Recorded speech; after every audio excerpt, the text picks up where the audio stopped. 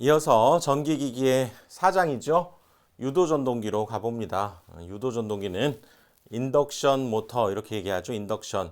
전기 자기의 유도에 의한 동작하는 전동기입니다. 그래서 전 세계에서의 전기 사용량의 50%를 유도전동기가 사용하고 있다는 거예요. 그만큼 유도전동기를 엄청 쓰고 있다는 겁니다.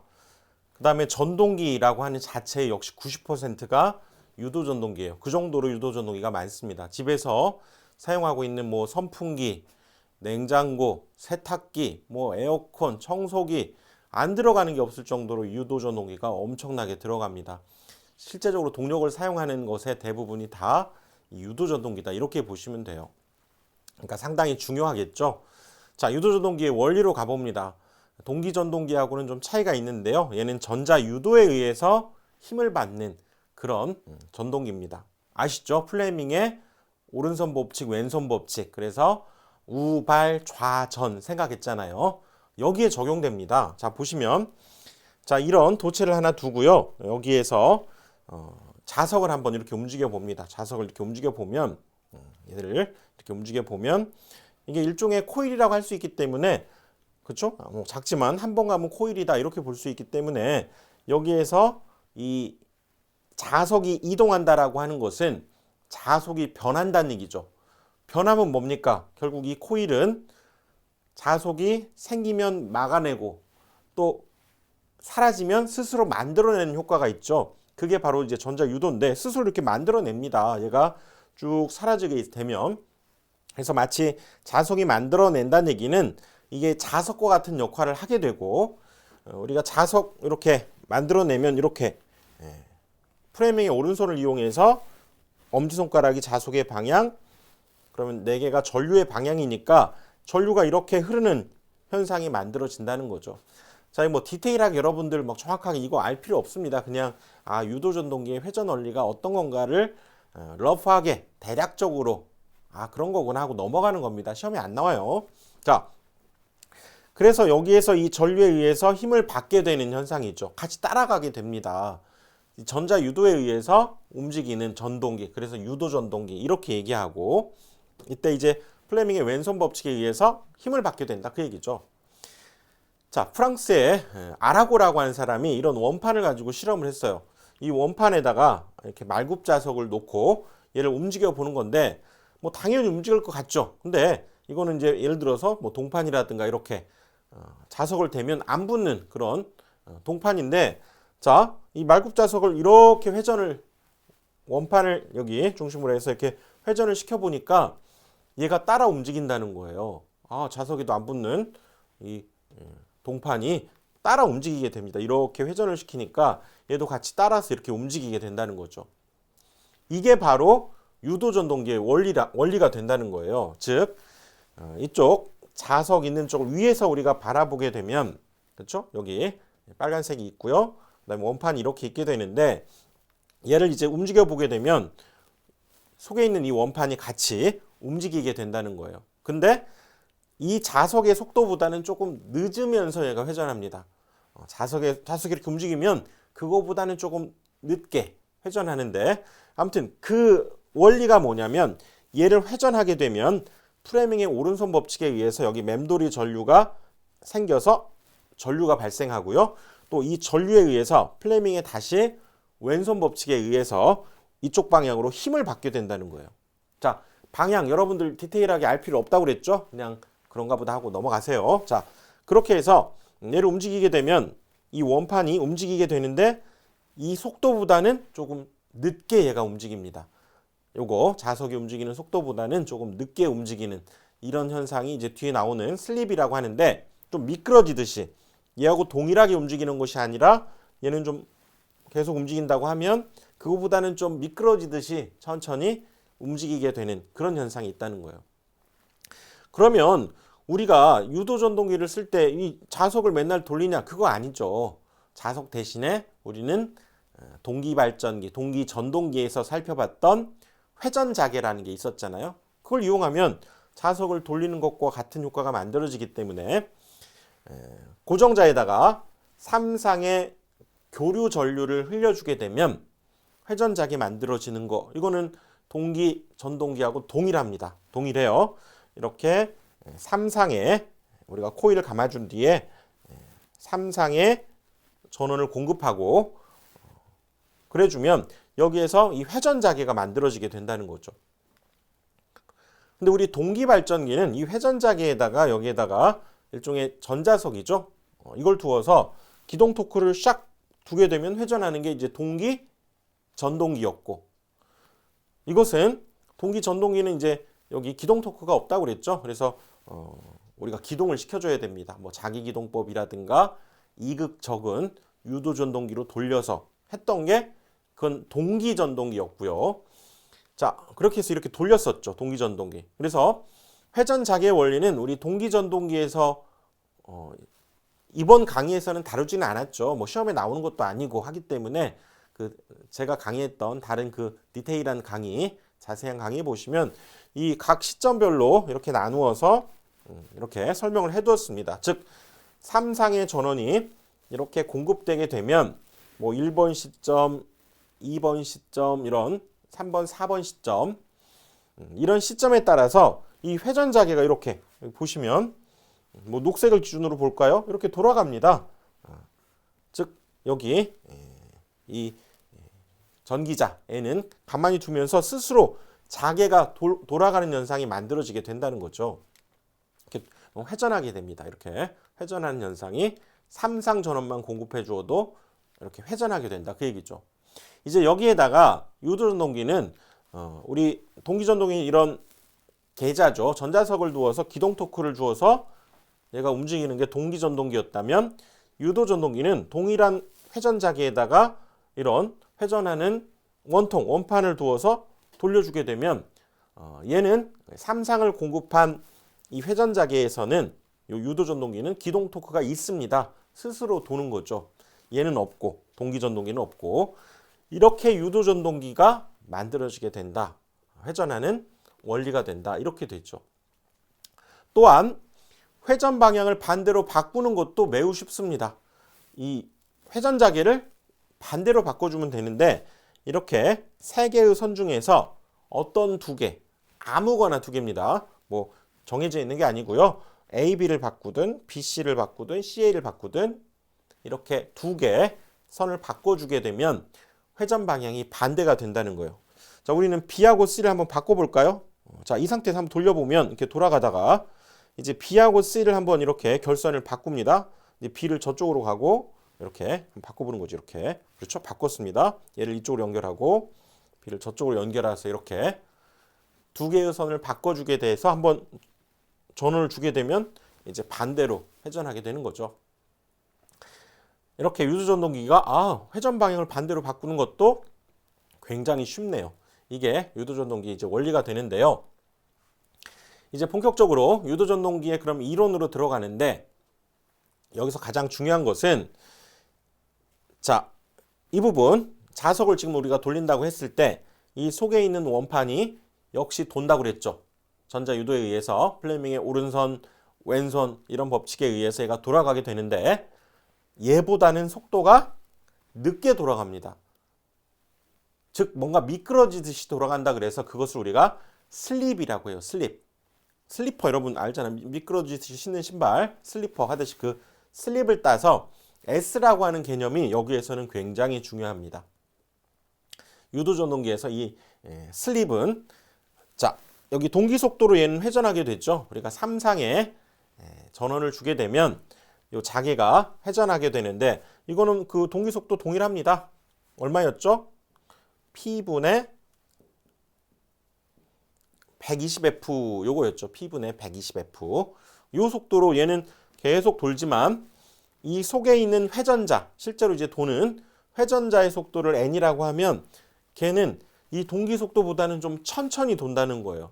그러니까 얘와 얘 사이에 뭔가 약간 미끄러지듯이 도는 현상입니다. 같은 속도로 움직이는 게 아니라 얘는 빨리 돌지만 얘는 좀 천천히 도는 그런 현상이 이제 있고요.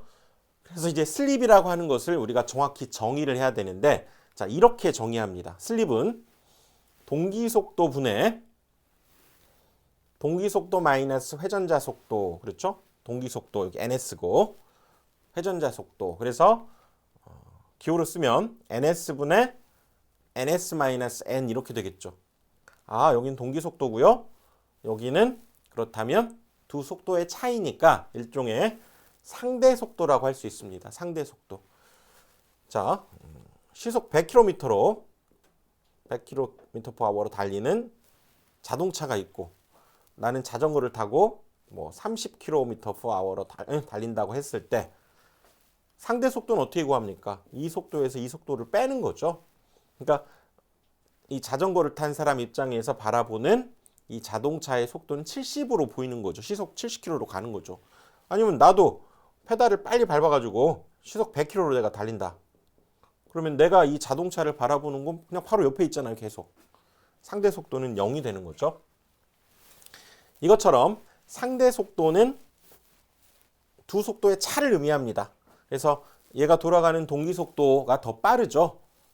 얘가 더 늦다고 그랬죠. 그러니까 그 차이의 비율, 일종의 이건 회전 손실이다 이렇게 볼 수 있죠. 아, 내가 100만큼 돌려주려고 했는데 얘는 못 따라와요. 80밖에 못 따라와. 뭔가 손실이 있다는 얘기지. 그러니까 동기 속도에 대한 회전 손실의 비다 이렇게도 얘기할 수 있습니다. 이 슬립 잘 이해해 보십시오. 천천히 반복해 가면서 한번 잘 이해해 보세요. 자, 애니메이션을 한번 만들어 봤는데 자, 이 상황이죠. 얘가 이렇게 계속 돌아가지만 얘는 그보다는 천천히 돌아갑니다. 그렇죠? 얘는 슉 돌아가지만 속에 있는 것은 좀 천천히 돌아갑니다. 아, 이 속도의 차이가 있고 슬립은 동기 속도분의 회전자 속도 이렇게 됩니다. 자, 그래서 자, 한번 볼까요? 얘를 이렇게 돌렸습니다. 돌렸을 때 얘가 좀 천천히 돌아가죠. 동기 속도 ns의 회전자는 좀 천천히 돌아갑니다. 그렇죠? 그래서 이제 여기에서는 뭐에 비유할 수 있냐면 자, 얘를 돌려서 지금 이 속에 있는 회전자가 돌아가는데 뭔가 전달이 돼야 되는 거죠. 전달되는 게 아까 뭐였습니까? 전자유도, 플레밍의 오른손 왼손에 의해서 뭔가 이쪽으로 전달이 돼야 돼요. 즉 기전력이 전달되고 또 주파수가 전달이 돼야 됩니다. 그런데 그럼 얼마만큼 전달이 되느냐는 이 슬립에 의해서 결정난다는 거예요. 슬립에 의해서. 그래서 뭐에 우리가 비유할 수 있냐면 이 슬립이 회전자에 힘을 주는 원천이다 이렇게 생각을 하셔야 돼요. 슬립이 없으면 힘을 주지 못해요. 슬립 때문에 얘가 힘을 받게 되고 돌아간다 이렇게 생각을 하셔야 됩니다. 그래서 마치 슬립을 질투나 스트레스로 우리가 한번 비유를 해보자고요. 아, 어떻게 비유하냐면 얘는 내 친구야. 그리고 돌아가는 건 나예요. 친구는 잘 나가. 막 돌아. 근데 내가 만약에 나는 잘 안 나가. 뭔가 안 돼. 정지돼 있어. 그러면 막 스트레스 받잖아요. 그렇게 일단 비유를 해보자고요. 자, 질투나 스트레스를 받게 됩니다. 그러면 얘가 하고 있는 모든 것들이 나한테 그대로 전달이 되는 거예요. 그게 우리가 슬립이라고 하자고요. 그래서 슬립이 즉 질투심, 스트레스라고 생각하면 그 스트레스 받는 만큼 나한테 뭔가 동력을 준다는 얘기지. 아, 뭘 해야 되겠네 하고 이제 자극이 생긴다는 거죠.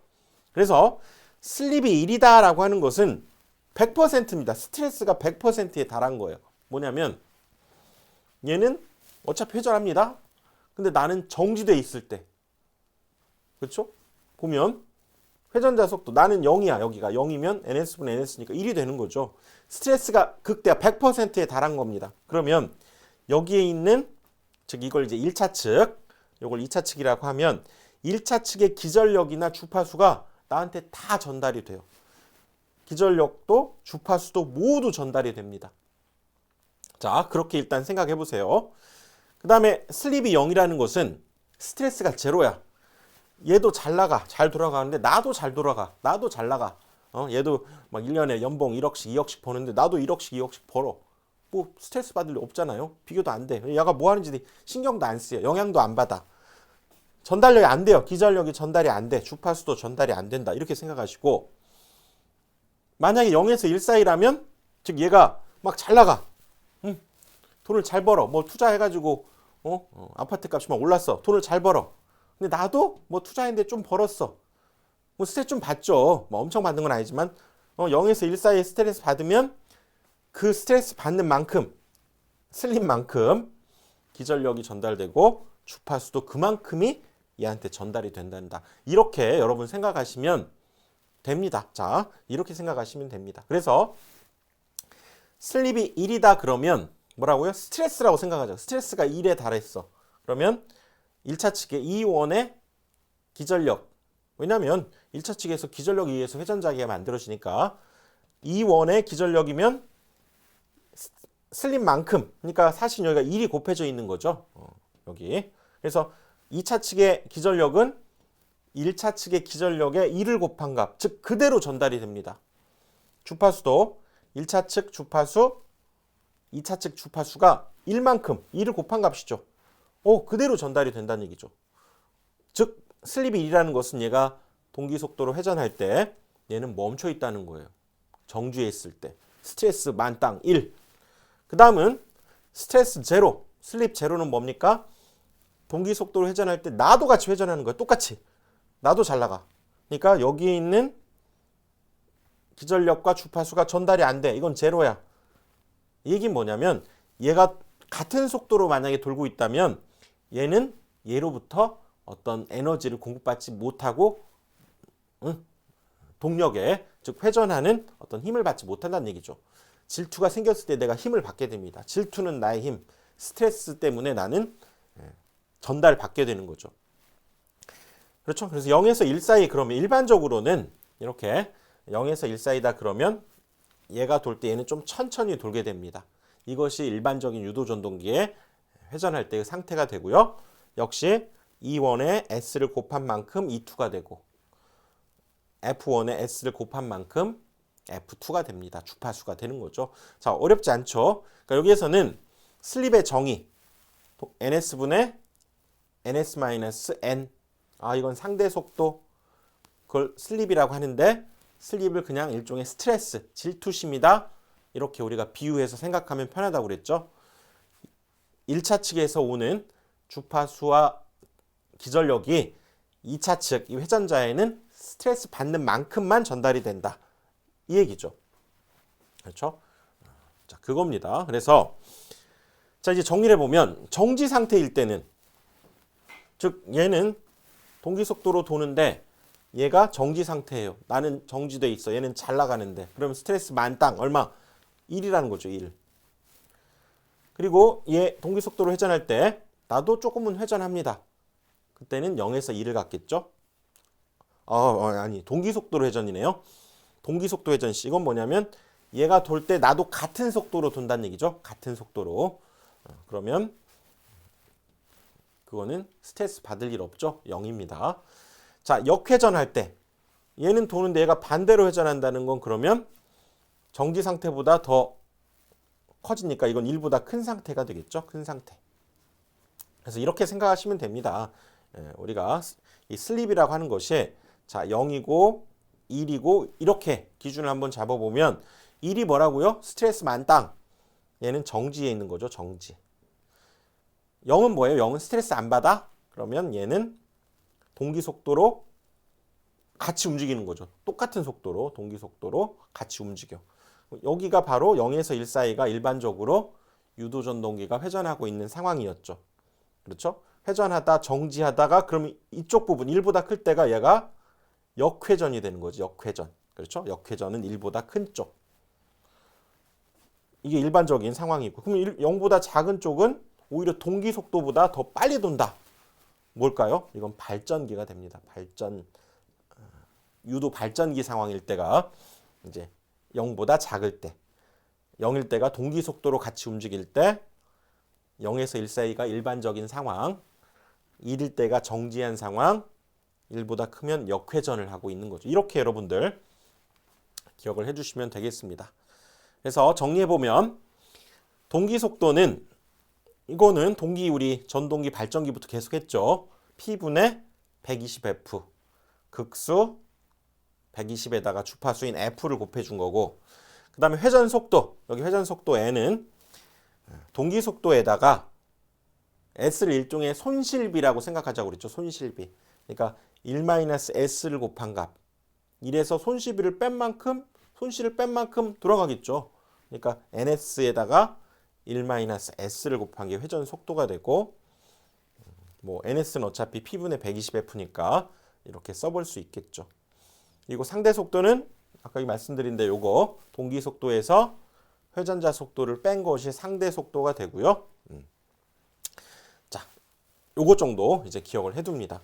자, 슬립의 범위 방금 얘기한 거 다시 나오네요. 자, 방금 얘기한 거. 자, 전동기, 발전기, 제동기 한번 다시 이렇게 외워보자고 그랬죠. 자, 여기가 0이고 1일 때 이게 정지되어 있는 상태고 얘가 지금 전동기 상태인 거죠. 유도 전동기 상태. 0에서 1 사이일 때. 그리고 0일 때가 얘가 동기 속도로 회전할 때. 그러니까 전동기로 하다가 정지되어 있다가 이건 그럼 역회전이 되는 거. 역회전. 역회전 할 때가 뭡니까? 일종의 제동기도 역회전 하는 상황이라고 볼 수 있겠죠. 그리고 아까 0보다 작은 상황이 발전기라고 그랬죠. 발전기. 그래서 전동기는 0에서 1 사이, 발전기는 0보다 작을 때, 제동기는 슬립이 1보다 클 때 이렇게 수직선을 놓고 한번 생각해 보는 것이 좋겠습니다. 자, 이렇게 해서 지금 우리가 슬립을 다 살펴봤는데요. 자, 결론적으로 유도 전동기는 이 슬립이 굉장히 중요하다는 거. 그래서 정리해 보면 슬립의 정의죠. 동기 속도분의 상대 속도. 그리고 회전자 속도는 동기 속도에다가 1-s. 이걸 일종의 손실비라고 생각하자고 그랬죠. 슬립을. 그리고 동기 속도는 p분의 120f. 그리고 우리가 지금 공부할 유도 전동기는 일반적으로 동기 속도보다는 천천히 회전하니까 슬립이 0에서 1 사이라는 거.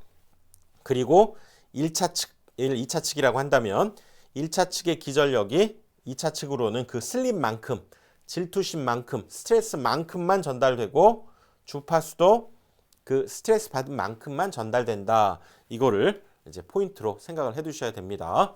자, 반복 학습 몇 번 보시면 또 그렇겠구나 이해가 또 됩니다. 반복해 주십시오.